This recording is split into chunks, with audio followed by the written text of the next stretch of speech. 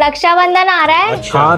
हाँ तो क्या, मुझे साड़ी कौन दिला कर लाएगा? यार इतनी सारी साड़ियाँ तो रखी हुई हैं बेड में, कोई सी भी पहन लो। मुझे नई साड़ी चाहिए। अरे तो वो क्या पुरानी है? मुझे नहीं पता। अच्छा ठीक है, ले लेना। फिलहाल मुझे बहुत जोर की भूख लग रही है और तुम्हें तो पता ही है, खाली पेट मेरे दिमाग की बत्ती नहीं जलती। हाँ आप ही तो मोटू पतलू के मोटू हो रहे हो। जो तेरी मेरी उम्र आई थी वो कट गई,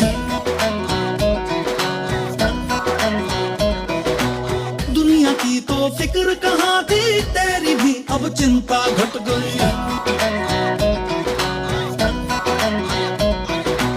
तू भी तू है, मैं भी मैं हूँ, दुनिया सारी देखो लट गई। तू न जाने मैं ना जानू, कैसे सारी बात पलट गई। अब बताओ कब चल रहे हो साड़ी दिलवाने?